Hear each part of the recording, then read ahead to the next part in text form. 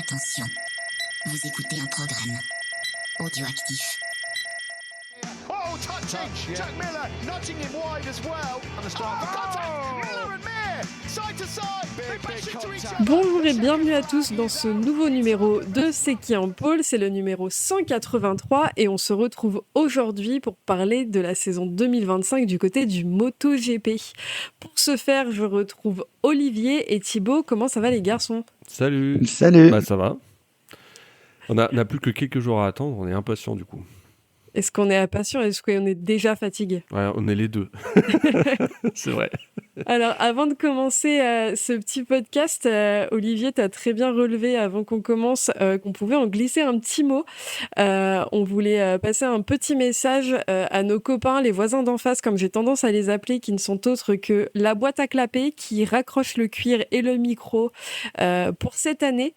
Olivier, quand tu disais qu'on pouvait leur en dire un petit mot, qu'est-ce que tu voulais dire ? Alors déjà, j'espère qu'ils raccrochent pas le cuir parce que j'espère qu'ils vont encore rouler et que ça va pas le faire arrêter la moto tout court. Mais ouais, j'ai vu ça sur Twitter et enfin, on ne pouvait pas ne pas en dire un tout petit mot de sympathie. Voilà, la bise à Kevin et puis bonne continuation à lui pour la suite. C'était chouette tous les délires avec ses potes et pourquoi pas le voir un jour et très bientôt derrière le micro de C'est qui en pôle. Ah bah on va pas se gêner pour l'inviter. De toute façon, Thibaut avait dit que leur podcast était nul. Voilà. On va faire Thibaut et Kevin. Non mais voilà, salut à toi Kevin et puis bon vent à toi et à très bientôt, j'en doute pas. Donc voilà, on passe le bisou aux copains de la boîte à clapper et du coup on se retrouve du côté du MotoGP après les tests qui ont eu lieu à Sepang et à Buriram avec le premier Grand Prix qui lui va rester du coup en Thaïlande. C'est la première fois depuis un long moment qu'on n'a pas eu un Grand Prix qui débutait de ce côté et surtout avec ses horaires puisqu'avant c'était Qatar et très récemment Portimao. Thibaut, vous avez fait un gros point sur le calendrier avec Pierre, donc on va pas revenir sur le sujet. Du côté des petites news, on peut juste dire que dans les petites catégories, l'info que vous n'aviez pas sur votre épisode la semaine dernière, c'est que Death Wheeler est tombé pendant les essais à Jerez et va être remplacé pour ce premier Grand Prix par Adrien Kukes. Que faisons-nous de cette info ? Pas grand-chose, mais au moins vous l'avez. Débrouillons, voilà. Exactement. Et du coup, on va passer tout de suite au changement pour la saison 2025 avec les rookies qui vont arriver dans la catégorie, qui sont Chantra qui lui va intégrer LCR et qui remplace Feu Nakagami. Et du côté de Ducati, Aldeguer, enfin, qu'on découvre sur la MotoGP, sur la Ducati et qui va peut-être nous faire fermer nos bouches pour ce début de saison. Et le troisième rookie, c'est le champion du monde Moto2 2024 qui n'est autre que Ogura. Qu'est-ce que ça vous inspire, Thibaut, ces rookies ? Alors, écoute, pour Chantra, je n'attends strictement rien de lui. Non, mais c'est vrai, après, il est là. On n'est pas sur la boîte à clapper ici. Non, mais il est là, on sait pourquoi. C'est Idemitsu qui le place et Honda Asie. Bon, tant mieux pour lui. Mais même si en Moto 2, il a été moyen par rapport à toutes les saisons qu'il a fait. Voilà, après, côté Ogura, j'en attends pas mal, notamment après les essais. Il a vraiment été bon.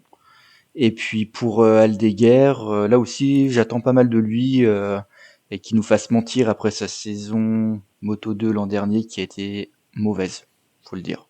C'est un peu rude, mais c'est clairement factuel. Olivier, tu as un avis, toi, sur les rookies ? Ouais, moi j'en attends plus de Aldeguer, ne serait-ce que parce qu'il a une Ducati. C'est con, mais vu la forme de la marque, du constructeur ces derniers mois, évidemment, c'est à mon avis évident. J'ai dit 10 fois évident, mais bref. Ogura, sur l'Aprilia, ça va être intéressant, mais on va en reparler tout à l'heure d'Aprilia, évidemment. Mais Aprilia, ils sont un peu dans une impasse. La saison dernière, ils n'ont pas beaucoup brillé. On espère qu'ils vont rebondir. Et pour Chantra, je suis assez d'accord avec Thibaut. Voilà. C'est vrai que d'autant plus qu'il roule sur une Honda. Non, mais j'espère quand même que Aldeguer terminera devant Chantra, hein, parce que là, sinon, même s'il a 20 ans, Aldeguer, il peut tout de suite prendre sa retraite. Là, c'est avec clair. La Ducati, il termine derrière la Honda. Ouais. Aldeguer qui a fini à Barcelone, il me semble, et en Malaisie quand même devant Ogura. Donc je pense que c'est un peu kiff-kiff en termes de découverte de la moto. Mais on va pouvoir revenir sur le sujet juste après. Un petit point sur les cotes. On en parlait en off. On a un peu jeté un œil aux cotes Winamax, ce qui permet de parier sur les courses et sur les pilotes. Évidemment, on le rappelle comme il se doit, que les paris ne doivent pas être faits à la légère, que ça a évidemment un impact. Bref, ce Et n'est qui pas sont le en plus sujet. interdits aux mineurs. Oui, exactement. Voilà. Demandez l'accord de vos parents avant de dépenser de l'argent à leur place. Exactement. Mais je ne pense pas qu'il y ait de personnes mineures qui écoutent ces qui en pôle. On ne sait jamais. En tout cas, du côté des cotes, pour la saison prochaine, avant d'entrer même dans le sujet des teams et des pilotes, on retrouve un Marc Marquez avec une cote de 1,50. Olivier, tu disais que tu trouvais ça abusé. Oui, et en plus, sur le conducteur, on a 1,70 parce que ça date de quelques jours ou voire quelques heures. Et toi, tu l'as regardé en direct, là, au moment où on enregistre. Et donc, la cote de Marc Marquez a encore baissé, passé de 1,70 à 1,50 ces dernières heures. Je trouve ça... Alors, pris comme ça, ça ne veut pas dire grand-chose. Le truc, c'est que Bagnaia, derrière, il est à 2,50. Donc, Il est passé à 3. il est passé à 3. Donc, en plus, il a augmenté ça. C'est n'importe quoi. Après, on en parlera tout à l'heure de nos pronos, hein. C'est pas complètement idiot, mais ça me semble vraiment, vraiment, vraiment bas, sachant qu'on n'a pas encore disputé un seul essai de toute la saison.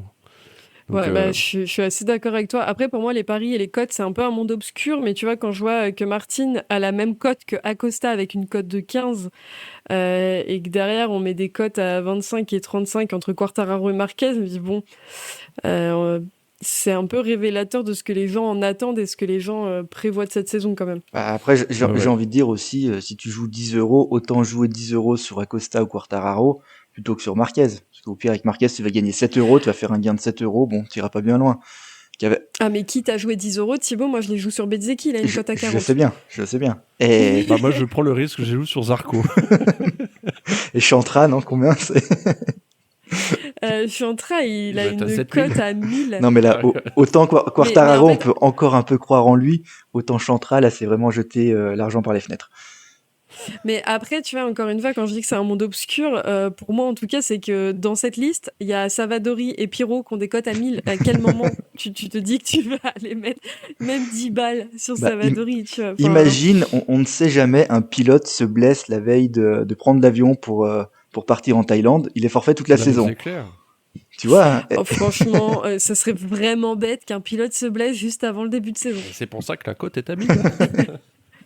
Bon, en tout cas, ça donne une petite idée de la saison à venir. Entrons dans le vif du sujet.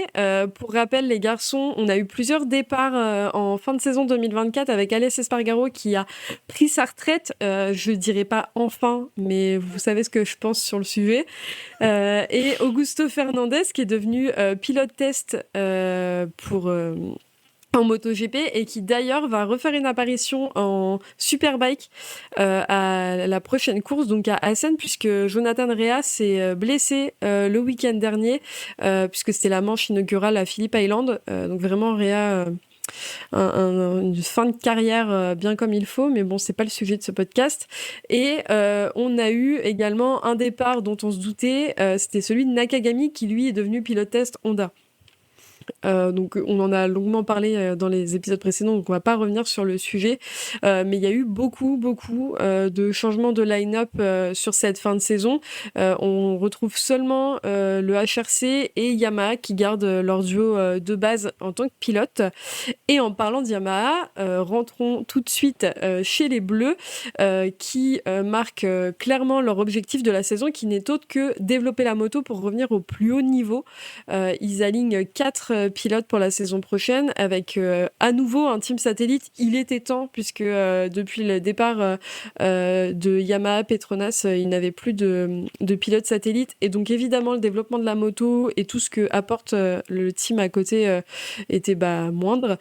Et donc on retrouve Fabio Quartararo, Alex Rins, Jack Miller et Oliveira. Olivier, tu as suivi un peu les essais, les tests avant de pré-saison. Qu'est-ce que tu attends et qu'est-ce que tu vois de la saison de Yamaha pour 2025 ? On a vu pendant les essais qu'il y avait une petite amélioration. Alors les essais c'est toujours compliqué parce que comme je l'avais souligné sur le réseau social X avec mon avis très éclairé, les essais ça donne pas forcément une idée évidemment en tout cas ça donne pas forcément le vainqueur du prochain GP, alors, encore moins du prochain champion du monde, mais ce qui est sûr c'est qu'il y a une nette amélioration de Quartararo entre ce qu'il avait fait aux essais de l'année dernière et les essais de cette année. Donc on ne peut que s'en réjouir dans un premier temps et ensuite ça lui donne quand même un peu la pression pour confirmer ça et de toute façon vous allez me dire la pression il l'a quoi qu'il arrive, dans le sens où il peut plus vraiment il n'a plus vraiment droit à l'erreur, les Yamaha non plus d'ailleurs, je mets pas tout sur les épaules de Fabio. Mais c'est clair que la marque a du taf. D'ailleurs, j'en profite, mais Tardosi il disait que Quartaro serait le principal rival de Ducati. Est-ce que c'est pas une provoque? Franchement, ça va être très intéressant, les tout premiers tours de piste pour se rendre compte vraiment de la forme de Yamaha. Moi j'en espère évidemment beaucoup, dans le sens où on a hâte que Fabio reprenne le top de son talent et qu'il se batte à nouveau pour des top 5 voire des top 3.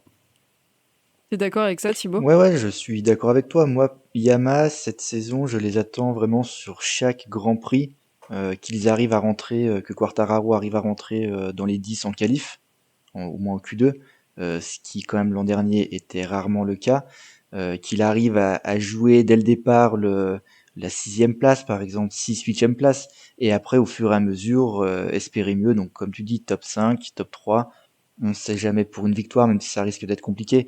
Maintenant, pour les 3 autres pilotes, honnêtement, je ne sais pas du tout quoi en attendre. Rins, quand même, il a eu 2 saisons très difficiles suite à des blessures. Et puis pour Oliveira, c'est pareil, il est comme depuis deux saisons, il est tout le temps blessé. Et Miller est quand même bien sur une pente descendante depuis 3 ans. Donc c'est pour ça Yamaha, c'est à part Quartararo, c'est surtout les 3 autres où j'attends vraiment de voir, parce que Quartararo, on connaît quand même son niveau, on sait que lui donnera tout, même si on connaît après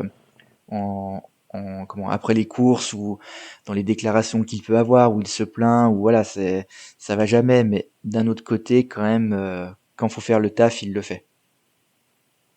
Pour le coup, Quartararo, c'est ce qu'il a déclaré dans les interviews après les essais de la Thaïlande. C'est que leur objectif, avec ce qu'ils aperçoivent des évolutions de la moto, c'est de pouvoir déjà revenir dans le top 5 et d'ici la fin de saison, pouvoir atteindre le top 3, voire plus avec des podiums.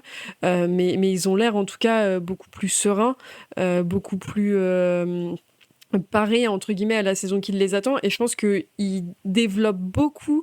Déjà pendant la trêve on a entendu parler du développement du V4 du côté de Yamaha, mais je pense qu'ils développent beaucoup et qu'ils font en sorte que pour 2027 avec la nouvelle réglementation la moto soit vraiment parée à toute éventualité, et que ça a rassuré entre guillemets aussi Quartararo, qui avait l'air beaucoup plus apaisé que ce qu'il avait pu être sur les débuts de saison l'année dernière, et même il y a 2 ans où c'était quand même très très compliqué pour lui.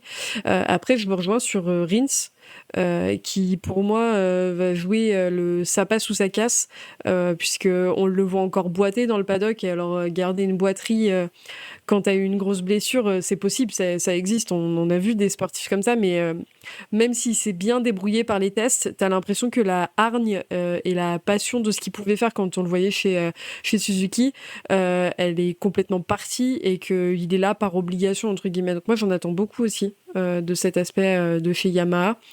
Et puis je te rejoins Thibaut de toute façon sur Miller, qui pour moi est dans dans sa fin de carrière, malheureusement pour lui. De la même manière que pour Oliveira, je pense que ça va faire un petit passage en Superbike et puis que ça va rentrer à la maison, reprendre les activités de dentiste. Non, mais c'est vrai, il a une carte, il a une alternative si ça fonctionne plus. Tu vois, après, je pense qu'il n'en a pas besoin, que ses finances se portent très bien. Il y a des chances, ouais. Mais je pense que ouais, qu'il y a une fin de carrière qui se joue par là, mais que l'expérience qu'ils peuvent avoir en course, puisque Miller, les chutes, il les connaît, Oliveira, il les connaît aussi, et des motos capricieuses, ils les connaissent. Ils vont quand même avoir des compétences et une expertise qui va pouvoir permettre à Yamaha de développer dans le bon sens. Puisque à défaut d'être pilote qui gagne, autant être pilote qui apporte quelque chose quand même. Et en l'occurrence, ils joueront un peu, pour moi, ils vont un peu jouer le rôle de pilote test, mais sur une saison entière, quoi. Sachant que Miller, il a quand même une technique de pilotage qui est assez particulière. Il aime beaucoup faire glisser la moto. Est-ce que ça va bien correspondre aux orientations de Yamaha? Ça n'avait pas trop bien marché avec KTM d'ailleurs. Enfin, il a commencé à être performé quand on... Enfin après c'est qu'une impression, mais moi j'ai eu l'impression qu'avec KTM il a commencé à performer quand il a pu mettre beaucoup plus de glisse. Et du coup forcément le pneu arrière il en souffrait. Est-ce que chez Yamaha il va essayer de se ranger un peu et la jouer plus adhérence, ou est-ce qu'il va continuer son pilotage qu'on adore au demeurant, hein, c'est toujours très spectaculaire et c'est toujours rigolo, surtout à Phillip Island. Voilà, est-ce que ça va matcher avec la Factory là-dessus? Ça va être intéressant. C'est la question qui va se poser de toute façon, mais je pense vraiment, en tout cas, c'est ce qui en ressort des déclarations, que ce soit des équipes techniques ou de Fabio, surtout, puisque au final, Fabio, il joue quand même le rôle de tête d'affiche du team, et tu remarqueras quand même, enfin, vous remarquerez que Rins prend pas énormément la parole, Miller non plus, et Oliveira non plus, mais il disait quand même que déjà, le gros avantage que Yamaha a, c'est qu'ils ont complètement changé leur process en termes d'évolution de moto, et que tout ne passe plus par le Japon comme ça pouvait passer, de passer dans un bureau, puis remplir le formulaire CERFA, numéro je sais pas combien, et ainsi de suite. Ils étaient obligés, c'est clair. On en avait déjà discuté, je sais plus si c'était l'année dernière ou il y a 2 ans. Ouais, enfin, c'est clair que le process japonais était d'une lourdeur, surtout comparé à Ducati où c'était beaucoup plus artisanal, mais au final, ils arrivaient à développer la moto beaucoup plus vite et de façon beaucoup plus efficace. Et j'espère que ça va donner quelque chose pour qu'il y ait un vrai concurrent à Ducati, parce que nous, ça peut que nous intéresser, évidemment. Oui, et puis c'était vraiment les 12 travaux d'Astérix, de toute façon, pour leur évolution. En tout cas, moi, ce que j'espère aussi, au-delà de l'aspect moto, technique et sportif, c'est une amélioration, comme on a pu voir en fin de saison, en termes de communication. Pour Quartararo, je trouve qu'il s'est vachement apaisé sur la fin de saison. À partir du moment où il a re-signé, en fait, il s'est vachement apaisé, et il avait une manière de communiquer qui était bien meilleure. À voir si cette année, puisque du coup, encore une fois, il a plus Mahé dans les parages, et il a sa propre gestion de communication, à voir si ça s'est amélioré, et si ça garde cette continuité, s'il gagne en maturité, entre guillemets, là-dessus. Ensuite, côté Honda, du coup, les garçons, puisque sinon on va pas s'en sortir, on va parler de Yamaha pendant des heures et des heures. Honda qui aligne 4 pilotes l'année prochaine, avec Mir et Marini du côté du HRC et Zarco et Chantra du côté de LCR, qui ont un objectif assez clair eux aussi, qui n'est évidemment comme Yamaha, de retrouver de la performance et avoir surtout une moto moins destructrice de leur pilotes. Ils se sont donné les clés pour ça en recrutant Espargaro au développement et au test. Honda qui a eu quand même une saison en 2024 qui était relativement catastrophique, avec un Zarco qui a sauvé les meubles, qui à lui tout seul a plus de points que les 3 autres pilotes du team. On avait c'est Thibaut, il me semble que tu le disais et qu'il l'a mis dans le conducteur, un Mir complètement dépressif et un Marini perdu, avec quelques progrès sur la fin de saison, mais pour qui c'était très compliqué. Thibaut, t'en attends quoi de Honda sur la saison prochaine?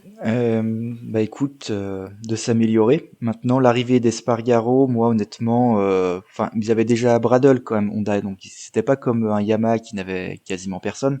Bradle faisait quand même déjà le boulot, donc là, Espargaro, qui connaît l'Aprilia, va pouvoir quand même aider un petit peu. Mais c'est surtout, pour moi, c'est Mir et Marini qui, eux, doivent se remettre la tête à l'endroit. Mir, comme on dit, dépressif. Enfin, le nombre de chutes l'an dernier, en fait, rien n'allait pour lui. Et Marini, il avançait pas. Donc après, ces deux pilotes sont quand même pas mauvais. On connaît leur niveau. Donc c'est vraiment dans la tête, dans la confiance.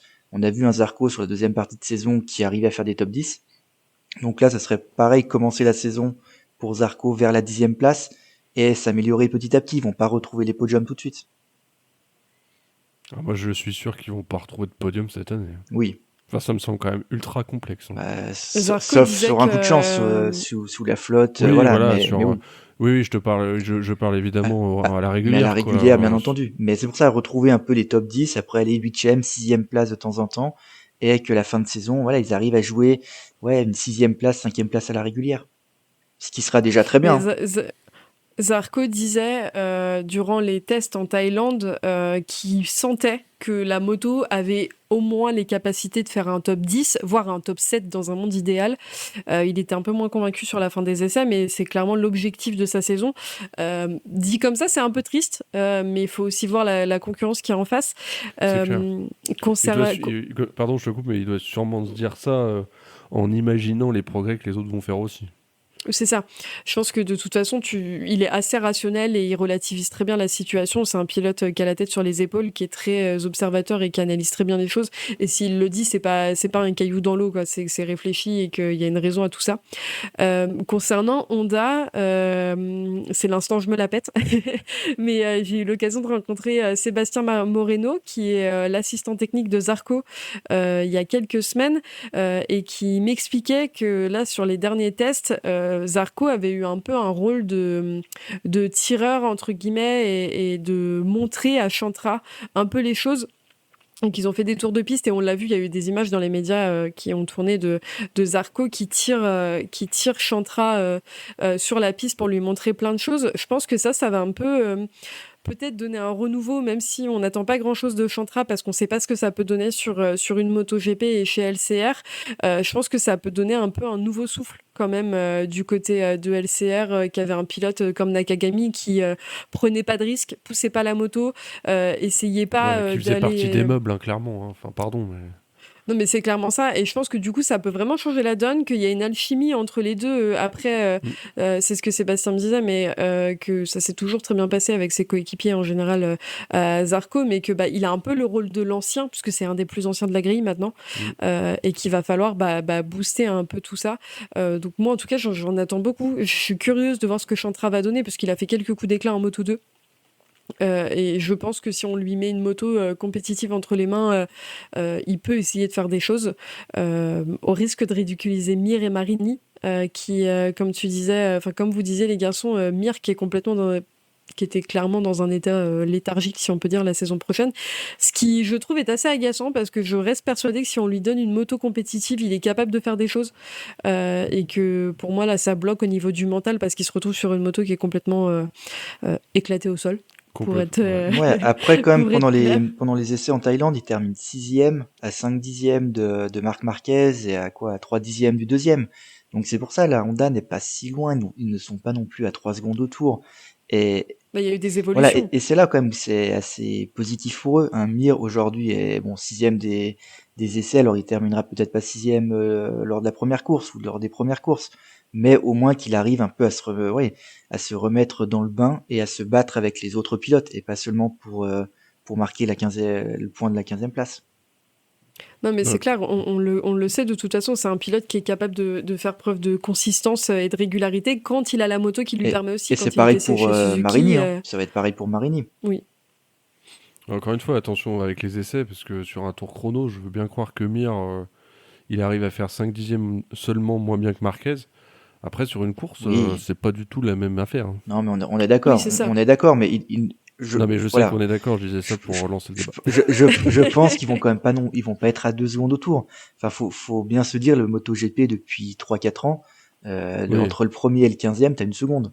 Donc voilà, et après, ça va être aussi un peu de chance, hein, de la réussite. Tu sais, une course, t'as 5-6 chutes devant toi, toi tu restes sur tes roues, voilà, ça peut remettre un peu de l'allant à l'équipe. C'est clair. Oui, puis il va falloir faire face à ce qui se passe en face. Et quand on parle de ce qui se passe en face, on parle de la concurrence, celle qui aligne 6 motos sur la grille cette année. Vous vous en doutez, je parle de Ducati. Ducati qui, eux, vont avoir pour objectif plusieurs choses, puisque plus de pilotes. Le premier, c'est évidemment récupérer le titre de champion du monde qu'ils ont laissé partir chez Aprilia en 2025, mais aussi mettre en route le projet qu'on va appeler le projet Aldeguer, et surtout rendre à Marquez son dû, c'est-à-dire un titre de champion du monde afin qu'il prenne sa retraite et que les fans de Marquez se calment. Donc ça c'est Ducati et leur petite to-do list de la saison prochaine, et on va retrouver pour ça plusieurs pilotes du côté de la Factory. On va avoir Bagnaia et Marc Marquez, l'événement que tout bon fan de MotoGP attendait au moment des essais et des premiers roulages. Mais on a aussi la VR46 avec Morbidelli, forcément ça brille moins que Marquez, je vous l'accorde, et Didier Antonio. Et du côté de Grésini, Aldeguer et Alex Marquez, qui lui aussi d'ailleurs se débrouille pas mal du tout. Olivier, qu'est-ce que tu attends de Ducati après la saison 2024 ? Alors, de Ducati, on peut pas en espérer beaucoup plus que par l'année dernière, hein, c'est clair. J'ai cru que tu allais dire on peut rien en attendre. On peut plus rien en attendre, mais dans le bon sens du terme. Non, mais Ducati, en fait, ce que je peux en attendre, c'est qu'ils s'endorment pas trop sur leur laurier comme avait fait Yamaha il y a 3 ans. Il y a 3 ans, que dis-je ? On est en 2025 ? Non, oui, c'est ça. 4 ans, voilà, ça passe vite. Ouais, 4 ans. Ouais. Donc ouais, faut pas qu'ils se... Mais on fait confiance à Marquez et à Bagnaia pour les pousser là-dessus. Moi, j'en attends pas mal de DJA, en fait. Je pense que ça peut être un très bon outsider pour gagner quelques courses. Et voilà, enfin, j'en attends pas mal. J'attends évidemment aussi Morbidelli. Je parle pas de Marquez et de Bagnaia parce que c'est évident, et évidemment Thibaut va en parler tout à l'heure. Mais ouais, Morbi, il avait quand même fait une fin de saison 2024 assez intéressante, et on avait le sentiment qu'il avait commencé à récupérer de sa blessure, et de sa blessure mentale et physique, hein, plus mentale que physique d'ailleurs. Et là, il va avoir une bonne moto normalement, donc on espère qu'il va continuer à progresser, et pourquoi pas gagner quelques courses. Moi, franchement, ça me ferait plaisir pour lui, clairement. Une bonne moto pour Morbidelli, c'est surtout un team qu'il connaît par cœur, puisque c'est la VR46, c'est tous ses copains, il est entouré d'Italiens, ils vont manger des pâtes du matin au soir. Donc clairement, je pense que il est dans des conditions qui ne peuvent pas être meilleurs, et que si il n'est pas en mesure de montrer son potentiel et qu'il est revenu au plus haut niveau et de nous faire mentir comme on a pu le faire avec Cyril en disant que Morbidelli était fini et qu'il fallait qu'il prenne sa retraite ou qu'il parte en Superbike ou en championnat italien ou que sais-je, mais je pense que là il a toutes les cartes en main et que c'est le moment pour lui de montrer ça, et qu'il va être dans une situation où en plus il sera avec DJA qui est un pilote qui a su montrer avec la Ducati chez la VR46 qu'il était capable de faire de belles choses, qu'il était capable de la contrôler cette moto, et avec l'échange de data, je pense que vraiment là s'il se foire cette année il n'aura plus aucune excuse pour sa place en MotoGP. Et Thibaut, du coup, Olivier, t'as tendu cette perche, parle-nous de Bagnaia et Marquez. Ouais, alors déjà chez Ducati, ne pas oublier, ils ont 2 motos de moins en 2025 par rapport à 2024, et donc ils ont perdu en quelque sorte 2 pilotes capables de gagner, que ce soit Jorge Martin ou Bastianini. Donc aujourd'hui, ils se retrouvent avec 6 pilotes. Donc bon, Bagnaia, Marquez, est-ce qu'ils vont remporter toutes les courses de la saison ? Peut-être pas, parce qu'ils ils vont bien en laisser une ou deux. Et puis surtout, quand ils gagneront pas, c'est tout simplement parce que là, on aura mis l'autre par terre. Les deux auront été par terre. C'est surtout ça. Bon, on risque d'avoir quand même un duel de folie. On parlait tout à l'heure des cotes des paris sportifs, que Marquez était favori, mais Bagnaia, faut quand même pas l'oublier. On a vu quand même que sous pression, malgré tout ce qu'il peut se dire, il est quand même très très fort. Bagnaia, quand faut gagner, il gagne. L'année dernière, il gagne quand même 10 ou 11 courses dans la saison sur les 20. Donc je pense qu'on peut vraiment avoir une saison assez folle entre les deux pilotes. Espérons toutefois qu'il n'y en ait pas un qui prenne trop le large lors des premières courses, pour qu'on s'amuse quand même nous devant la télé à voir les deux se battre ensemble. Mais étant l'encyclopédie du MotoGP sur plein de choses à ton grand âge, Thibaut, est-ce que, puisque moi j'ai l'impression, et c'est le sentiment que j'ai en voyant le line-up chez Ducati du côté des officiels cette année, est-ce que tu penses que c'est un des duos les plus forts de l'histoire du MotoGP, parce que vraiment un tel niveau avec une telle compétitivité chez Ducati, j'ai l'impression que Bah, ça fait très longtemps qu'on ne l'a pas vu. Moi, ça me écoute, fait penser à un Rossi Lorenzo, ouais, tu voilà, vois. Rossi Ouais, c'est clair. Lorenzo, et mais j'allais te parler d'un qui a été un gros flop, c'est Jorge Lorenzo et Marc Marquez chez Honda. Ouais, mais On ça, s'attendait à un truc de fou, et bon, bah, Lorenzo n'a rien fait, il a été blessé, enfin, tout ça, et bon, on espère qu'on va pas avoir ça cette saison, mais oui, à part un Lorenzo Rossi, on n'a jamais pu avoir deux pilotes capables en début de saison de remporter le titre, et t'en as pas un qui est numéro 1 et l'autre numéro 2. Là, et Ouais, c'est ce qui risque quand même de faire du mal à Ducati cette saison. ouais, oui, complètement.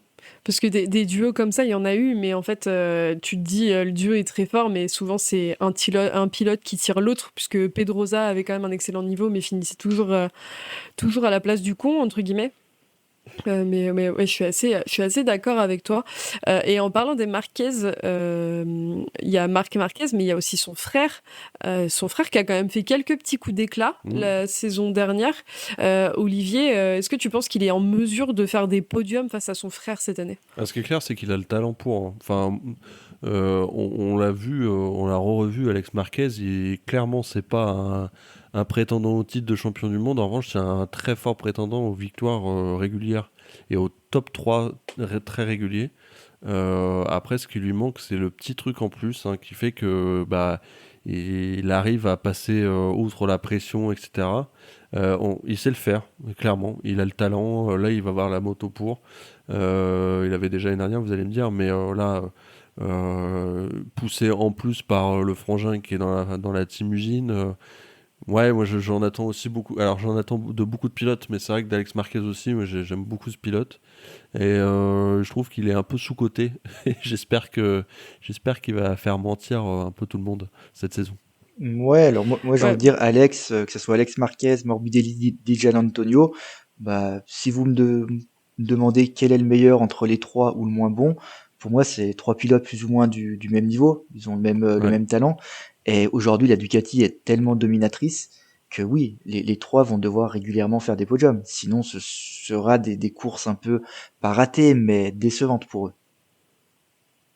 bah, après, pour moi, tu vois, quand tu dis lequel des trois a le meilleur niveau, j'aurais quand même tendance à dire que Alex Marquez est un peu au-dessus, qui est Mm. un petit cran au-dessus, parce que c'est le seul des trois, pour moi, qui a jamais montré que son mental pouvait prendre le dessus Ouais. sur sa compétitivité. Didia, c'est un peu, tu vois, c'est un peu sombre comme sur le sujet. Morbidelli, il l'a clairement montré, une blessure et c'était la fin de sa carrière presque. Mais pour moi, Alex Marquez, il a l'entourage et le conditionnement pour être au-dessus. Ouais, la régularité aussi, une forme de régularité dans le talent qui fait que. Enfin, dans l'entraînement surtout, sûrement, il n'y a pas que le talent. Mais une espèce de constance, effectivement, qui fait qu'il est un peu au-dessus. Je suis complètement d'accord avec toi. C'est ça, et puis je pense que ça va apprendre beaucoup à Aldeguer, qui sera dans le team Grésini, parce que Grésini, l'année dernière, ils avaient quand même le duo exceptionnel des doubles Marquez, clairement. Alex Marquez, je pense qu'il a beaucoup appris de son frère dans le team. Il s'était jamais arrivé au final qu'ils roulent ensemble. On avait supposé qu'ils rouleraient ensemble quand Marquez, donc Alex, était chez Honda, mais au final, c'est tombé pendant la blessure de Marc Marquez, etc. Et je pense que les deux ensemble se sont tirés vers le haut, et que ça a beaucoup joué, et que Alex Marquez, ce qu'il a appris l'année dernière, il va pouvoir aussi l'inculquer à Aldeguer, parce que chez Grésini, ils ont quand même une tendance à être un team très familial dans ce qu'ils renvoient, et assez soudé. Et j'ai aucun doute sur le fait que ça va beaucoup apporter aux rookies, et que Grésini va avoir aussi ce rôle de prendre la place que Pramac a perdu en partant, qui était quand même le team qui soutenait le plus Ducati depuis 4 ans. On l'a vu avec les très bonnes performances de Martin, avec les très bonnes performances de Zarco. Est-ce que vous pensez que le départ de Pramac va avoir un énorme impact sur le développement des Ducati l'année prochaine? Oh, c'est C'est une dur. très bonne question. Dur à dire, parce qu'en plus, là, avec le changement de réglementation en 2027, on sait que tout le monde ne va pas non plus trop développer les motos. et pense déjà à la future moto. Mais je suis d'accord avec toi sur l'équipe Gresini, Alex Marquez et Aldeguer. On sait que cette équipe est quand même très famille. On a vu l'an dernier, les deux frères Marquez étaient toujours, avaient l'air quand même de bien s'entendre avec l'équipe italienne. Et c'est pour ça que, ouais, pour moi, ça peut être encore une bonne surprise parce que Gresini depuis 4 ans, avec Bastianini, Di Giannantonio, Marquez l'année dernière, toutes les années quand même, il remporte 2-3 victoires. Donc ouais, je pense les voir gagner cette saison. Et puis Marquez, Alex, il a fait des beaux chronos pendant les tests là. Bah, Ouais, il y avait C'est quand même assez, un bon ouais, potentiel. Ouais, un beau potentiel. les deux Marquez sont les deux meilleurs au niveau des chronos. Hein. Ouais. Oui, bon, ça va. Hein. Non mais c'est ouf. Les T'imagines, parents, ils ont c'est clair. bien choisi, tu vois. T'imagines quand t'es le père de ces gamins, tu te dis mais what? C'est tellement fier. À condition d'aimer la moto, hein, de toute façon ils s'en foutent. Ouais, alors je pense Ouais, que le père, il doit son bien père, aimer c'est quand quand même la commedia dell'arte absolue dans les paddocks quand il y a une course, donc bon. Non mais est-ce qu'il aime voir son fils gagner ou est-ce qu'il aime la moto? C'est pas de la même chose, hein, je suis désolé. Ou est-ce qu'il aime l'argent que rapporte son Parce que- fils? non, ça- Ouais, peut-être. Bon, pour clôturer le chapitre Ducati, on va quand même dire un petit mot sur le rookie Aldeguer. Thibaut, t'étais un peu plus modéré que nous avec Olivier et même Stéphane. On a quand même un peu cassé du sucre sur le dos de Fermine l'année dernière. Pierre était absolument pas d'accord avec nous. Comment tu vois les choses, toi, pour lui, la saison prochaine? Non, mais Aldeguer, c'est un très gros talent. Si Ducati l'a signé depuis 1 an et demi, ce n'est pas pour rien. Il a 20 ans. C'est très rare quand même des pilotes qui arrivent à 20 ans en MotoGP. Donc on a eu Acosta, on a eu Quartararo, on a eu Marc Marquez. Voilà, c'est ce niveau-là.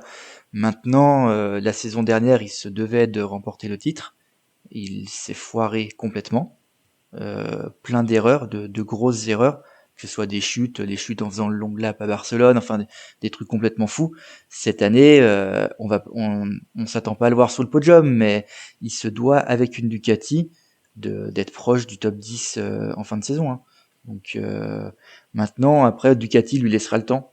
Il a un contrat de 2 ans et même si la saison ne se passe pas, on lui laissera encore sa chance.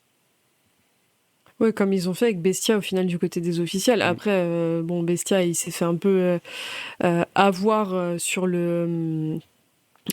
l'ensemble, puisque au final, il y avait des pilotes qui poussaient à la porte et que malheureusement pour lui, il s'est quand même blessé très très vite. Mais ouais, je suis d'accord, je te rejoins sur le sujet Thibaut, sachant que l'année dernière, en termes de Ducati, le seul qui a fini hors du top 10, à mon grand désespoir, c'est Bezzecchi, qui a terminé 12e, mais les autres étaient tous dans le top 10. Donc, et je pense, malheureusement, que Aldeguer fera mieux que ce que Bezzecchi a pu faire l'année dernière.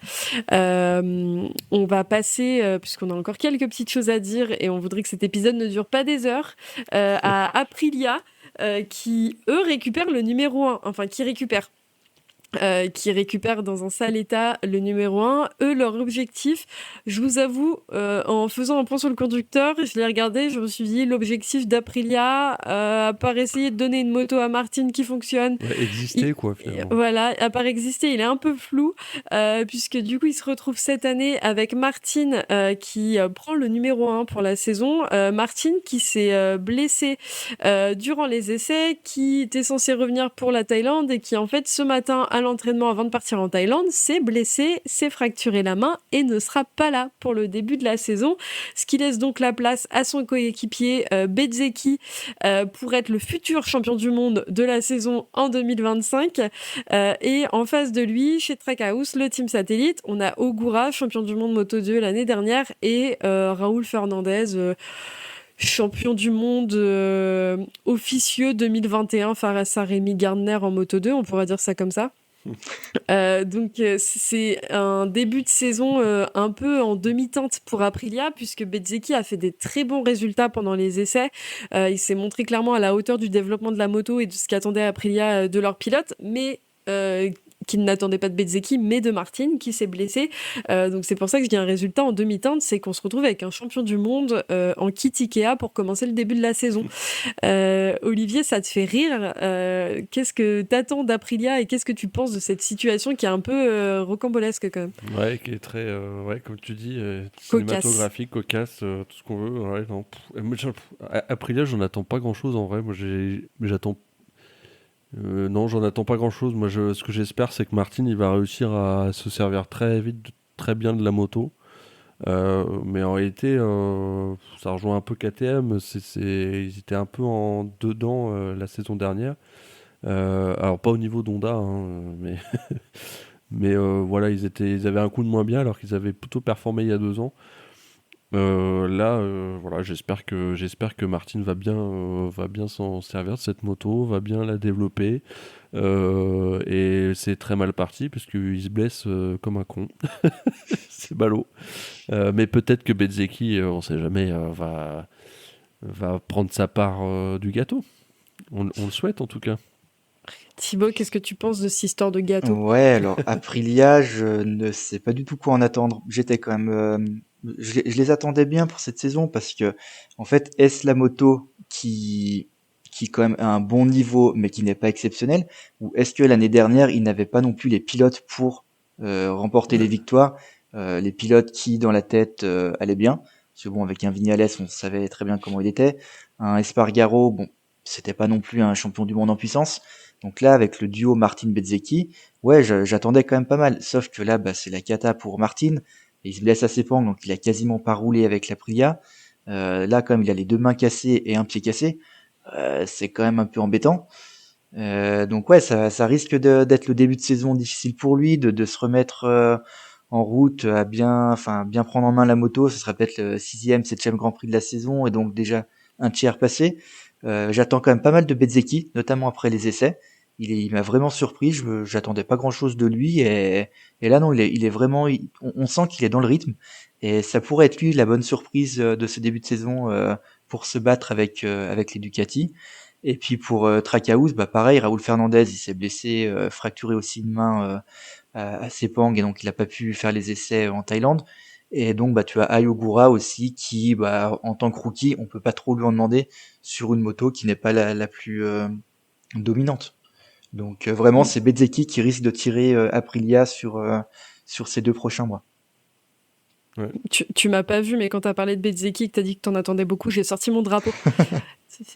Mais pour Ogura, il a été bon élève, entre guillemets. Il a fait 420 tours de piste sur les 3 sessions de tests cumulées. Donc, il est à égalité avec Bezzecchi sur le sujet. Et en fait, il se donne les moyens, en tout cas. On ne sait pas quoi en attendre, on ne sait pas quoi en faire parce que il roule sur une Aprilia qui n'a pas montré qu'elle était performante sur les saisons précédentes. Mais en tout cas, il fait en sorte de connaître la moto et de pouvoir en faire quelque chose. Moi, je te rejoins sur Raoul Fernandez et surtout sur Raoul Fernandez, il n'a pas été trop mauvais à Barcelone, mais souvent il est très en fond de classement et malheureusement, il n'est pas du tout là où on attendait. En fait, presque j'oublie qu'il est là tellement il prend une place pour prendre une place. J'ai l'impression, au vu de ses performances. Et je trouve ça très dommage pour Aprilia parce que c'est un pilote qui, quand il était en Moto 2, avait un potentiel qui était vraiment énorme. Je pense que le gros atout pour Aprilia sur la saison 2025, c'est qu'ils vont avoir un peu de sérénité, malheureusement. Dit comme ça, c'est un peu triste, mais ils vont avoir un peu de sérénité avec le départ d'Espargaro, qui est un pilote qu'on a pu voir quand même être vachement impulsif et assez dans l'excès dans sa manière d'exprimer les choses. Et je pense que c'est plutôt positif pour le team. Et Ouais. Olivier, tu allais rajouter quelque chose. Non, t'as raison de parler d'aller chez Spargaro, parce que le fait qu'il parte pour Aprilia, c'est quand même une sacrée étape, quoi. Enfin, mine de rien, ça fait des années qu'il y est. Ça va leur faire drôle, hein, je pense. Hein. Enfin, il va peut-être falloir s'habituer un peu. Alors, bon, c'est tous des professionnels. Hein. On s'inquiète pas trop, mais bon, je pense pas que ça soit rien du tout. Voilà. Et il va falloir apprendre à bosser avec d'autres personnes. Comme tu dis, peut-être sûrement en bien, d'ailleurs, éviter les coups de pression de l'un. Mais alors, Martin, lui aussi, il est habitué quand même là-dessus sur le comportement. C'est Mais pas le plus sage de tous. Donc, ouais, ça va être intéressant aussi de ce point de vue-là. clairement. Martin, je trouve qu'il a vraiment gagné en maturité sur les dernières courses, sur la fin de saison. Je pense que le bad buzz, entre guillemets, de ses propos qu'on a pu qualifier d'homophobes en fin Ah de oui, non, saison je pensais pas. 2023... Je pensais pas à ça, non. Mais Non, mais dans sa manière de communiquer. En fait, je pense que ce truc-là a eu un impact sur l'ensemble de sa communication, clairement. que ce soit en interne ou au niveau des médias. Je trouve qu'il s'est Sans vachement doute. apaisé. On avait cette discussion avec Kevin de la boîte à clapper où il était assez d'accord sur le sujet quand on en discutait. Et je pense que c'est une bonne chose. Et je pense que là, de se retrouver avec un Bezzecchi qui, lui, à part dire des trucs quand il est bourré, qu'il ferait mieux de pas dire, il l'ouvre pas trop. Donc je pense que l'un et l'autre vont peut-être s'apporter. Et on attendait un clash entre les deux pilotes qui, au final, n'a pas eu lieu quand on a vu les tests, puisqu'on supposait qu'ils allaient ne pas pouvoir se blairer. Et au final, ça a l'air de plutôt bien aller. Pour en finir avec Aprilia, je suis obligée, les garçons, de parler de Bezzecchi quand même. Bezzecchi qui, pour moi, a fait le taf sur les essais, comme tu l'as dit, Thibaut.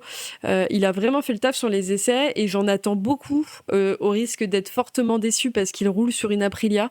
Mais j'ai l'impression que ça lui a fait du bien. Déjà, rien que dans les essais et dans ce qu'il en dit, quand il a commenté les essais, il a dit bon, on s'ennuyait, donc on a commencé à avoir un vrai rythme de course.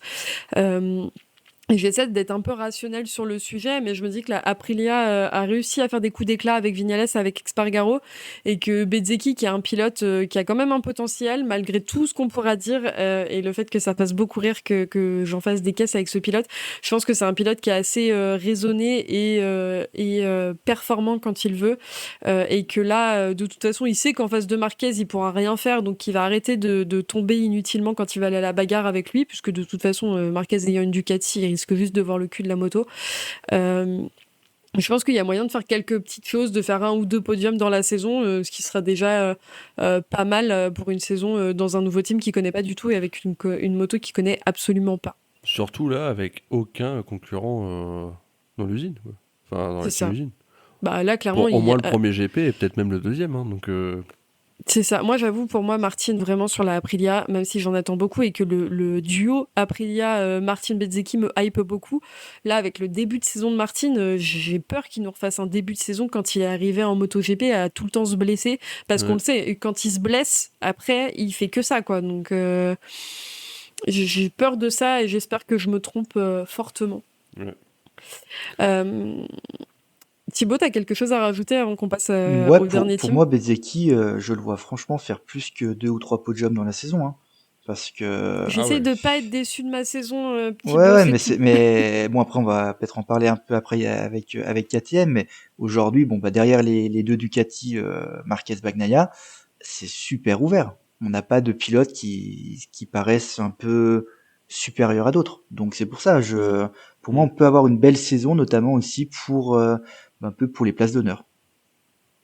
Ouais, je trouve que c'est une saison où, et c'est ultra intéressant et c'est ça qu'on va apprécier, je pense, c'est qu'il y a un vrai flou en dehors des deux têtes d'affiche et c'est agréable parce que ça fait longtemps qu'on n'avait pas eu ça en MotoGP. Ouais, c'est le gros changement, notamment par rapport à l'année dernière où clairement c'était on prend les mêmes, on recommence. Ouais, c'est ça. Là, Voilà, l'année dernière, on savait que Pramac avait un pilote qui pouvait gagner, Gresini avait aussi un pilote qui pouvait gagner, les deux Ducati officiels. Enfin, voilà, ça avait déjà limite les 4 premières places étaient déjà assurées pour les avant le départ du Grand Prix. Que là, maintenant, cette année, honnêtement, très difficile de savoir qui sera le 3e, 4e, 5e. Donc bon, bah KTM maintenant, qu'est-ce qu'on en pense? KTM qui, eux, alignent 4 motos la saison prochaine et qui ont pour objectif de ne pas faire faillite. Voilà. De pas mettre la clé sous la porte. Après, bon, vu ce qu'ils alignent comme pilote pour certains, ça peut être compliqué.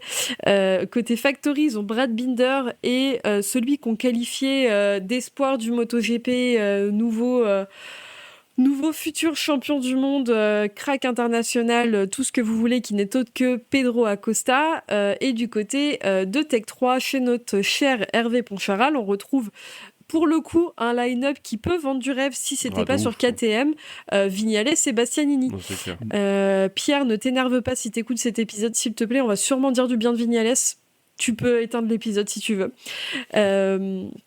KTM qui ont eu un petit souci, petit ou gros, ça dépend d'où on se place, durant la trêve, puisqu'on annonçait des énormes problèmes financiers chez KTM, avec des énormes dettes qu'ils ne pouvaient pas, sur le moment, rembourser. Apparemment, il semblerait, on n'est pas rentré dans le détail de leur compte, mais ils ont eu la chance d'avoir des investisseurs qui ont décidé que KTM devait rester là où ils sont, et qui, du coup, ont pu rester engagé sur le championnat. Ça a posé beaucoup de questions de qu'est-ce qu'on fait de Pedro Acosta. La Dorna s'en est même, il paraît, mêlée en disant si vous faites faillite, gardez Acosta et on le fout dans un autre team, mais on peut pas le perdre. Pas très cool pour les autres pilotes KTM. Mais au final, ça s'est réglé et tant mieux pour eux. Est-ce que vous pensez que sur la saison prochaine, Olivier, je te pose la question, que Acosta peut être le prochain leader, la prochaine tête d'affiche chez KTM, ou est-ce que Bastianini va venir jouer un peu le titiller et essayer de développer tout le potentiel de la KTM pour passer devant? Ah, franchement, c'est compliqué comme question. Je suis pas là pour poser des questions c'est simples. pas cool. Et, tu me demandes de faire le devin, là, Nostradamus. C'est chaud. Il peut se passer énormément de choses. Entre Binder et Acosta, c'est assez évident que oui, Acosta peut prendre le dessus sur Binder. Dans le sens où Binder, il est plutôt sur la fin. Hein. Enfin, on va pas se mentir. Enfin, je pense. T'es dur. Hein, T'es dur quand même pour Binder. Ouais, tu trouves que je suis dur? Ouais, je sais pas. Moi, je trouve qu'il a jamais vraiment beaucoup décollé, Binder. Je l'aime beaucoup au demeurant. Hein, il est tout de suite arrivé 5ème du championnat, puis depuis, il est toujours 5ème. Oui, non, mais c'est ça, en fait, il a pas. C'est ça qui est difficile avec Binder. C'est qu'en fait, le mec n'a pas spécialement progressé. Chaque année, il va nous faire 3 podiums, mais c'est tout. Et le reste du temps, il fera 5ème ou 6ème. Donc, c'est bien, hein, mais moi, je pense vraiment qu'Acosta est numéro 1 chez KTM direct. On a vu l'année dernière, il s'est adapté tout de suite à la moto et il jouait les podiums. Ouais. Oui, c'est clair. Ouais, Acosta, il va falloir qu'il gagne en constance. Et encore une fois, ça va vraiment dépendre de la performance des KTM aussi. Mais Acosta, il va avoir besoin de constance, de pas se bourrer quand il mène des grands prix. Une fois qu'il aura fait ça, il y a beaucoup de place. Hein, on vient de le dire, hein, sur le top 5. Donc ça peut être l'année d'Acosta, clairement. Pas pour être champion du monde, encore une fois, ça va être très compliqué d'être champion du monde. Mais pour un très bon top 5, c'est pourquoi pas. Ah oui. Et puis ouais, le Dream Team Bastianini-Vinales. Donc je réponds absolument pas à ta question, Ophélie, qui était le duo Acosta-Bastianini. T'as fait ton rôle de juriste, t'as détourné la question pour ne pas la donner, pour ne pas donner la réponse. Exactement. Non mais c'est vrai que la team Tech 3, elle est quand même assez chouette. Hein. Enfin, on peut ne pas aimer Vinales, mais bon, c'est pas un pilote sans talent. Bastianini, on n'en parle même pas non plus. C'est chouette pour Tech 3 et j'espère que de tout cœur pour notre team française que ça va faire des étincelles l'année prochaine, clairement. Enfin, cette année même, parce qu'on y arrive. Pour moi, sur la saison prochaine, ouais, déjà oui, je suis d'accord avec toi, Olivier, vraiment ce team, en vrai, Vignales, quand il branche son cerveau, peut faire des bonnes choses.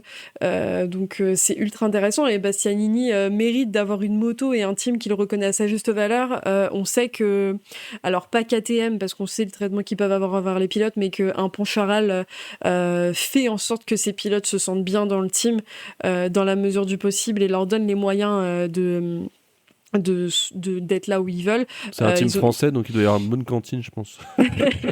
Non, et puis surtout, on a Nicolas Guyon qui est vraiment qui a pour objectif de faire en sorte que ces pilotes puissent aller jouer des podiums. Ouais. Donc je pense que ça va jouer beaucoup. Par contre, en face, un Acosta, si KTM arrive, et je dis bien s'ils arrivent parce que c'est quand même très compliqué parfois, et encore une fois, Binder a souvent dit la moto elle fonctionne ici, on sait pas pourquoi, elle fonctionne pas là-bas, on sait pas pourquoi non plus.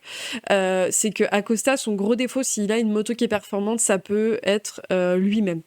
Ça peut être lui-même dans le sens où il a quand même une confiance qui semble surdimensionnée de sa performance. On l'a vu dans des interviews qu'il a pu faire en Espagne, où quand la journaliste lui pose la question de ce qu'il pense de Marquez, il répond « Qui ça ?» Donc mec, s'il te plaît, redescends un petit peu. Je pense qu'il a pas fait la saison 2024 qu'on attendait. Il a eu des bons résultats, mais en même temps il a beaucoup chuté, il a fait beaucoup d'erreurs, et que ça va être un peu la saison où il va falloir qu'il se rattrape. Parce qu'il a réussi à faire marcher sa moto chez Tech 3. Pitié arrive à faire marcher la moto chez KTM officiel, quoi. Donc je pense que vraiment son pire ennemi, ça peut être que lui-même sur la saison prochaine, et que ça va donner des belles choses à voir pendant la saison et qu'on va être soit très très content, soit très déçu de Pedro Acosta. Ouais. Et Binder, encore une fois, Binder, quoi. Enfin, il est là, il est gentil, on est content de le voir, mais on sait pas quoi en dire de plus. Ouais, c'est terrible, hein, mais Thibaut a raison, hein, il est constant, Binder. Mais il est tellement constant qu'on le voit plus, quoi. C'est ça qui est terrible. Tu vois plus facilement un pilote qui fait du top 12 et puis un jour fait du top 5 et on se dit, ouais, même pas un jour, même 2-3 fois dans la saison fait top 5, on se dit, ah ouais, il a du talent. Alors que Binder, il fait top 5 tout le temps, depuis plusieurs années, et on se dit, ouais, bon. Moi, C'est tu sais, terrible, je resterai à tout jamais sur cette course où il a volé la dernière victoire possible de Rossi sous la pluie. C'est clair. Donc, je le porte pas dans mon cœur, Non, Binder. mais je suis complètement d'accord. En plus, il en a pas gagné beaucoup, Binder, des courses. Mais en Il plus, a dû oui, gagner, il a gagné mais 2 courses celle-ci, en quand il a 4 gagné ans. la pire course qu'il devait gagner, quoi. Enfin, c'est un scandale. Mais non, mais moi je pense quand même Euh, qu'à Costa, tu vois ce que tu dis, Ophélie, et que l'année dernière, en fait, il a fait mieux que ce qu'on pouvait attendre quand il faisait les podiums, et aussi moins bien que ce qu'on pouvait attendre quand il était par terre une course sur deux. Et donc c'est autant ça. l'année dernière, on pouvait lui pardonner année de rookie, bah il tente, il a rien à perdre, équipe satellite, tout ça. Autant cette année, ben il a plus trop le droit de chuter. Enfin, il est numéro 1, il est pilote numéro 1 parce que c'est lui le pilote numéro 1 de KTM. Et maintenant, faudra enchaîner les bonnes perfs et ne pas chuter une course sur deux. Oui, parce qu'en plus, il a fini 6e l'année dernière, donc c'est pas non plus. C'est ça. Il était pas aux Oui, fraises. oui. Parce que quand tu finis 6e derrière un Bagnaia, Marquez, Martin, Bastianini, Binder, ça va. C'est clair. Mais c'est assez fou de se dire que c'est Pedro Acosta, le rookie, qui est la tête d'affiche d'un team qui a Vignales et Bastianini. Ouais, mais alors après, C'est- moi, Vignales Bastianini, c'est sûr que c'est le plus beau line-up de l'histoire de Tech 3. Même là, le quatuor pour cette saison KTM, c'est le plus beau quatuor pour un constructeur, hein. Quand on compare par rapport à Yamaha, Honda ou Ducati, non, c'est super. Maintenant, les premiers Ouais. essais de Bastianini et de Vignales, franchement, c'est pas du tout ça. Et j'ai vraiment, Bastianini, ouais, il a quand même fini 16e et Vignales 12e à ouais, Barcelone. C'était quand même très et loin. j'ai vraiment peur pour eux que, alors, pas nous faire une saison à la Augusto Fernandez, mais que ce soit à peu près à la Jack Miller, quoi. Comme un Miller ces 2 Ouais. dernières saisons, souvent, ouais, bah, vouloir trop forcer, être par terre, et sinon faire, ouais, des 10, 11, 12e places. Ouais, bah, de toute façon, c'était fond de Mm. classement, hein, pour les deux. Enfin, fond de classement. Mi-classement, fond de classement pour les deux sur les tests en Malaisie. Et Donc, c'est fou, hein, parce après, que niveau encore une talent, fois, on verra. niveau talent, les deux sont quand même là, quoi. Mais ouais, j'ai un peu peur que si la saison démarre mal, que ce soit toute la saison pareil, quoi. Ouais, et puis c'est étonnant de ne pas voir Vignales champion des essais, malheureusement pour lui. Les garçons, on va faire un petit point pour la saison qui arrive, qui commence vendredi, donc dans quelques jours à l'instant où on enregistre, avec vos pronostics pour la saison prochaine. Une saison qui d'ailleurs va s'annoncer haute en couleur, puisque Thibaut, vous l'aviez annoncé avec Pierre, il y a plein de changements même au niveau de la direction de course, donc ça on a vraiment hâte. On va commencer les garçons par votre favori pour la saison prochaine, qui est en mesure de jouer le titre en 2025. Bah, je pense qu'on a le même, hein. Marc Marquez. Ouais, on est obligé. On est obligé de le citer. Alors, moi je t'avoue, ça me fait mal de dire Marquez alors qu'on sait tous qu'il va gagner le titre.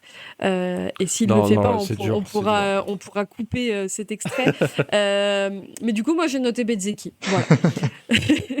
En n'étant pas du tout rationnel et pas du tout objective, je mets une pièce sur Bezzecchi. Mais du coup, qui est-ce que vous voyez en challenger en face? Le mec qui peut jouer le titre sans être le favori. Bah, du coup, Bagnaia. Ouais, bah là aussi, on est obligé. En fait, j'ai envie de dire, Marquez est quand même un peu plus favori que Bagnaia, mais moi, honnêtement, Ouais, c'est terrible, Bagnaia, je le vois vraiment pas loin de Marquez, hein.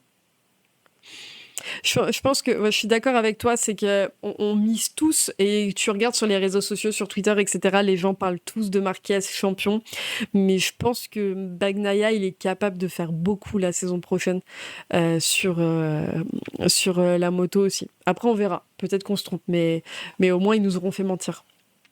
Et qui est-ce que vous placez du coup en challenger, évidemment, vous doutez que j'ai mis Bagnaia aussi, en outsider, donc les mecs, les quelques mecs qui peuvent faire un top 5 au championnat et qui peuvent gagner au moins 2-3 courses dans la saison. Thibaut. Bah, écoute, J'allais dire Binder, voilà. mais c'est un peu de la triche. J'allais dire ça aussi. Le mec qui va faire top 5, on sait pas trop comment, on va pas trop le voir. Enfin, mais il sera toujours 5e, ce sera Binder. Mais La cote est à 6000, mais voilà. je mets 10 euros sur Binder qui va faire top 5. Non, après, moi, je parlais de Bezzecchi. Comme je disais tout à l'heure, vraiment surpris par ses essais, et j'en attends quand même. C'est vraiment trop mon gars sur Mais oui, Thibaut. mais la saison dernière a été catastrophique pour lui, mais quand même, il y a 2 saisons, faut pas oublier qu'il termine 3e du championnat. C'est clair. Merci. Après, Acosta, hein, ce qu'on vient de dire aussi. L'année dernière, quand même 6e du championnat en année de rookie. Et puis vraiment, j'ai envie de dire, la grosse cote, allez, Alex Marquez. On sait jamais. Olivier, t'étais pas du tout sur ce line-up, toi, dans ton Non, dans mais ton c'est intéressant. Moi, j'avais. Alors après, c'est pas du tout. C'est peut-être le cœur qui parle, mais j'avais mis Quartararo.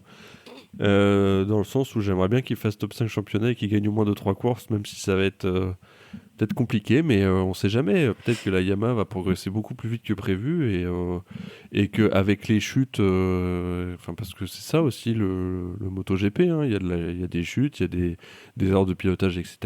Il va tirer son épingle du jeu, et pourquoi pas faire un top 5 à la fin de la saison. C'est tout le malheur qu'on lui souhaite. Et surtout, faut pas oublier que l'année dernière, il a fait un podium qui lui a été enlevé parce que Pedrosa a récupéré sa médaille, mais avec une Yamaha qui était beaucoup moins performante que celle qu'il aura cette année, il en a fait. Donc, je te rejoins là-dessus. Moi, je me suis noté Divya parce que je pense qu'il est en mesure d'aller jouer quelques podiums ou au moins le top 5 avec la Ducati. Je l'espère en tout cas parce que j'ai envie que la VR46 puisse être un peu sur les devants de la scène. De manière un peu, je pense, à nouveau, comme tu le disais, Olivier, avec le cœur qui parle, j'ai mis Bestia aussi parce que je me dis que c'est pas le moins bon des 4 du côté de KTM et qu'il est capable d'aller faire des petites choses. J'ai pas mis Acosta, j'aurais pu, mais je me serais répété avec Thibaut. Et surtout, j'ai marqué Bezzecchi parce que encore une fois, le cœur parle, mais la rationalité aussi. Et comme Thibaut l'a dit, c'est un pilote qui est capable de faire des choses. Et je pense qu'avec une moto qu'il arrive à maîtriser, il est capable d'aller chercher des petites choses. Il sera pas en mesure d'aller jouer face au Ducati, je pense pas. Je pense qu'il y a aucun team qui est en mesure cette année. Et encore, la question peut se poser puisque je crois qu'on n'en a pas parlé, mais Ducati a quand même galéré à choisir quelle configuration moteur ils allaient prendre pour la saison prochaine entre le 2024 et le 2025, et que ça faisait longtemps qu'on avait vu Ducati dans une impasse de développement entre guillemets. Mais je pense que il y a des choses à jouer de ce côté-là. Moi, et là, on va rentrer dans ma catégorie. Je voulais dire aussi par rapport à ce que disait Olivier sur Quartararo, faut pas oublier Quartararo, il y a une chose, il est toujours régulier et il tombe très très rarement. Et lui, il prend toujours les points. Contrairement à, on parlait d'Acosta, de Marquez, DJ Antonio, enfin non, DJ Antonio, lui ça va, il reste, c'est bien sur ses roues, mais un Acosta, Marquez sont toujours par terre. Que Quartararo, lui, il prend les points, donc il peut terminer 5e du championnat. Oui, c'est clair. Mais il y a Binder qui fait le siège sur la 5e place depuis quelques temps. On l'a encore oublié celui-là. On l'oublie tout le temps, c'est pas possible. Non, mais c'est le pauvre. On va rentrer dans ma catégorie préférée, qui n'est autre que les gros nulos, ceux en qui on n'a aucun espoir. Et en fait, quand je relis le conducteur, je me dis que vraiment, par rapport à ce qu'on vient de dire sur les teams, c'est pas ultra cohérent. Mais Olivier, toi, c'était qui vraiment ton loser de la saison ? Honda. Sauf Zarco, que j'aime d'amour, évidemment. Alors fais attention parce qu'on se fait attraper la veste sur Twitter en ce moment par quelqu'un qui n'aime pas du tout Zarco et qui dit qu'il peut pas écouter le podcast, un podcast où les gens aiment inconditionnellement Zarco. Peut-être qu'il va devoir rendre sa carte d'identité française, celui-là, je sais pas, mais... Moi, je peux dire que je connais Zarco au 2e degré parce que j'ai un pote qui le connaît bien et qui a bouffé 2-3 fois avec lui. Donc voilà, moi je connais Zarco au 2e degré, je peux vous dire que c'est un mec super. que je connais beaucoup plus que Quartararo, que je connais absolument pas, même pas au 2e ni 3e degré. Donc vous voyez. Non, mais ouais, Honda. Voilà. Thibaut, tu connais la cousine germaine de Mir, du coup? Voilà. Voilà. Germaine. Johan Mir, c'est un peu trop facile. Donc, si je dois en donner un deuxième, c'est Raoul Fernandez, mais là aussi, c'est trop facile. Donc, Ouais, Ouais, franchement, en fait, c'est plus facile de tabler sur les nulos que sur les mecs qui vont gagner le championnat, quoi. c'est moche. non, mais après, on n'a Euh, pas vraiment de pilote nulos cette saison, hein. Enfin, après, Oui, tout évidemment. dépendra de Honda, honnêtement. On le sait. C'est clair. Voilà, c'est. Oui, et puis nulos, c'est relatif. Face à nous, Oui.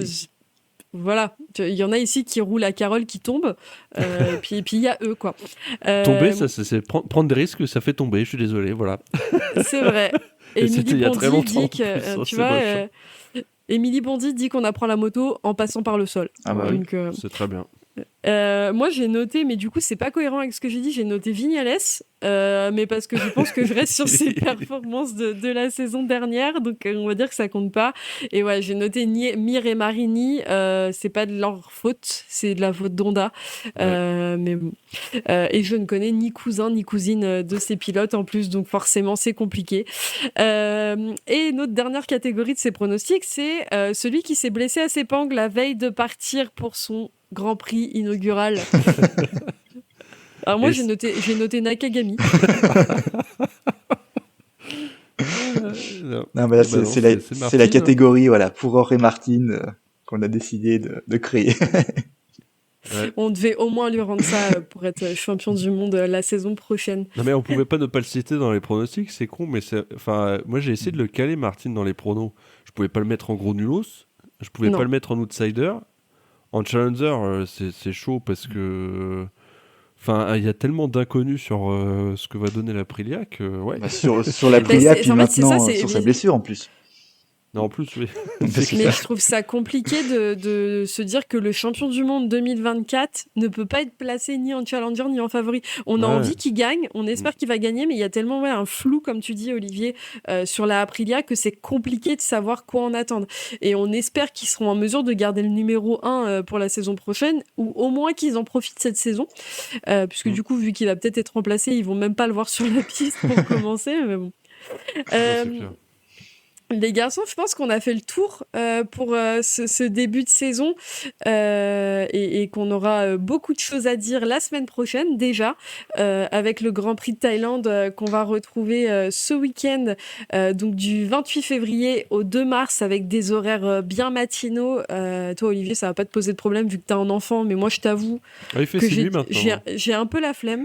Bon bah C'est quand même grâce à lui que j'ai vu Zarco gagner en direct à Phillip Island et juste Voilà. pour ça, je Tu le remercieras à je vie. vais reconnaissant toute sa vie. pour ça tu lui offriras une Honda à ses 18 ans. qui sont- Ah, franchement, une Fireblade, je suis pas contre. Bon, c'est tout pour nous aujourd'hui, les garçons. Comme je le disais, on se retrouve la semaine prochaine pour le débrief du Grand Prix de Thaïlande. Peut-être que ça sera pas nous, ça sera peut-être nos acolytes Pierre, Stéphane, Paul, Cyril, bref, les copains de C'est qui en pôle qu'on salue chaleureusement. On profite de la fin de ce podcast pour repasser un coucou à toute l'équipe de la boîte à clapper Yes. qu'on embrasse et qu'on espère retrouver à notre micro si les podcasts leur manquent pendant la saison. Et puis nous, en attendant, vous pouvez nous retrouver sur Twitter, sur Facebook, Discord, YouTube, bref, un peu où vous voulez. On peut même vous envoyer nos adresses si vous avez envie. Et on vous dit à très vite. Merci beaucoup les garçons. Salut, Mais de rien. Ciao à tous. bientôt.